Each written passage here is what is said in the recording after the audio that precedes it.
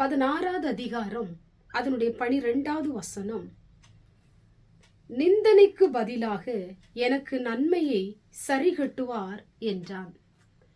எனக்கு அன்பான தேவ பிள்ளைகளே, உங்க நிந்தனைக்கு பதிலாக ஆண்டவர் உங்களுக்கு ஒரு நன்மையை கத்தர் தரப்போகிறார். நீங்கள் நிந்திக்கப்படுகிறவர்களா இருக்கலாம். நிந்தனை நிமித்தம் வெட்கத்தையும் அவமானத்தையும் சுமந்தவர்களாய் நீங்கள் வாழ்ந்து கொண்டிருக்கலாம். நிந்தை உங்களுடைய இருதயத்தை பிளக்கும்படி உங்களை வேதனைப்படுத்தி கொண்டிருக்கலாம். இந்த நிந்தனை நிமித்தம் என்னை யார் தேற்றுவார், யார் என்னுடைய வேதனைகளை எனக்கு நீக்குவார், இந்த நிந்தையை யார் எனக்கு மாற்றுவார் என்று சொல்லி உங்க இருதயமே புலம்பி போய் நீங்கள் அழுது கொண்டிருக்கலாம். இந்த நாளில் கூட உங்க நிந்தனையை பார்க்கிற தெய்வம் உங்களுடைய நிந்தனையை புரட்டி போட்டு, உங்க நிந்தனை நிமித்தம் உங்களுடைய கண்களிலிருந்து வருகிற கண்ணீரை துடைத்து பூமியில் இராதபடிக்கு உன் நிந்தனையை அகற்றி உனக்கு ஒரு நன்மையை கத்தர் தரப்போகிறார். நீங்கள் எது நிமித்தம் நிந்திக்கப்பட்டு கொண்டிருக்கிறீர்களோ, எந்த காரியம் உங்களை அதிகமாய் நிந்தனைக்கு உள்ளாக்கி கொண்டிருக்கிறதோ, அந்த காரியத்துல உங்களுக்கு ஒரு நன்மையை ஆண்டவர் செய்ய போகிறார். சோர்ந்து போகாதீங்க, கலங்காதீங்க, அழாதீங்க. ஆண்டவருக்கு ஒரு நன்மையை தருவார். தேவன் உங்களை ஆதரிக்கிற பரிசுத்த ஆவியானவர்.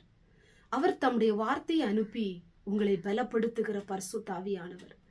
நிந்தனை நிமித்தம் நான் தலைகுனிந்து நிற்கிறேன், நான் அவமானப்பட்டு நிற்கிறேன். ஏன் இந்த மனிதர்கள் என்னை நிந்தித்துக் கொண்டிருக்கிறார்கள், என்னை கேலி பண்ணுகிறார்கள், வீண் வார்த்தைகளினாலே என்னை புண்படுத்தி பேசிக் கொண்டிருக்கிறார்கள். என் இருதயமே உடைந்து போயிருக்கிறது, என் வாழ்க்கையே நிலைகுலைந்து நிற்கிறது.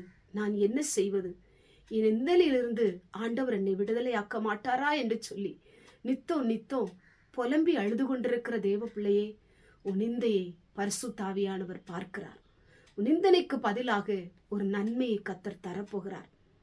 மனுஷனுடைய தூசணையினால் நீங்கள் நிந்திக்கப்பட்டு கொண்டிருக்கலாம். வீண் வார்த்தைகளை பேசி மனுஷன் உங்களை நிந்தித்துக் கொண்டிருக்கலாம்.